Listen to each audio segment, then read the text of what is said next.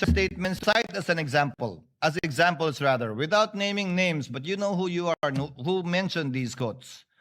Quote, hindi naman pinag-uusapan dito yung kontrata, pinag-uusapan dito yung banta. Yung banta, nakita nyo sa video, may nagbanta talaga at si Vice President yon, hindi ba? If this was stated by a spokesperson or any third-party observer, it would not have been a problem. But this was stated by a counsel of record. Actually, more specifically, one of the counsels for the private prosecutors. Quote, the country witnessed what I have been saying all along. The complaint is not supported by evidence. An impeachment proceeding should be grounded on credible evidence, not speculation, manufactured narratives, or unsupported allegations. The rule of law depends on facts, not fiction. Quote, meron ba talagang kinausap na mamamatay tao? Meron ba talagang mamamatay tao? Napakaliwanag na ho sa sagot dyan. Meron. Ano ho ang prueba natin? Yung tinatawag na admission against interest ng Vice President.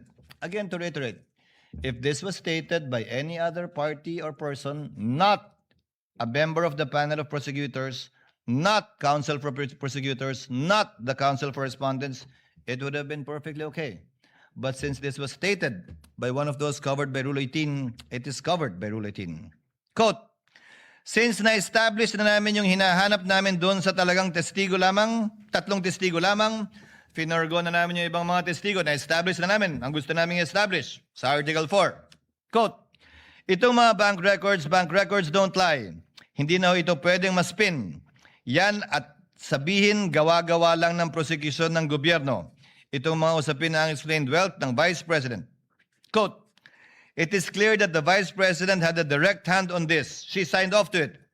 No, not just the use, but the way it was liquidated. Quote, yun pong binabanggit ni Attorney Capona na scam. Yun pa rin ho yun.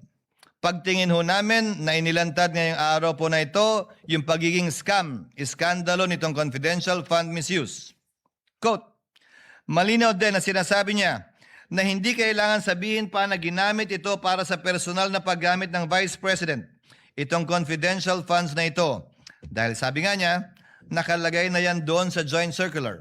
Quote, siguro naman it's plain for everybody to see yung conclusion, no? Yung conclusion na tama ba yung pinagamitan ng confidential fund? Hanggang kailan ba yung pagpipikit mata natin sa isang bagay na napakaklaro naman? Quote, to be fair, let's wait for their defense if they have any or their evidence. But so far as we are concerned, our position, you violated the public trust. Fraudulent liquidation, so you have violated the law. You already betrayed the people's trust. Quote, sa totoo lang po, yung testimonya ni Ms. Acosta na nagsasabing si Pangalawang Pangulo Duterte mismo ang nagbigay ng utos na ibigay ang 125 kay na Lachica.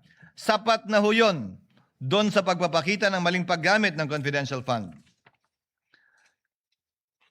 Quote, to us it's a scam that was masterminded by the Vice President. Again, these are statements that may be said by any third party, but certainly not by any of the counsel for the parties. I would like to give credit where credit is due as well. There are some counsel for the parties who have been very circumspect with their statements. And you also know who you are.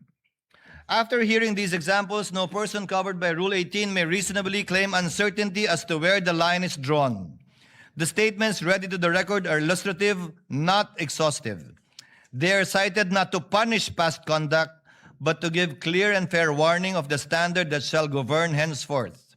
As the Chair stated in my opening statement, the discretion entrusted to this court will be exercised with a steady hand, liberal where justice permits, but exacting where fairness, due process, and the integrity of these proceedings demand. Consistent with that commitment, the court will strictly enforce the restraint required of counsel outside the courtroom, while ensuring that within the courtroom, counsel are afforded reasonable latitude to present their arguments, challenge rulings through proper channels, and advocate their respective causes fully and fairly.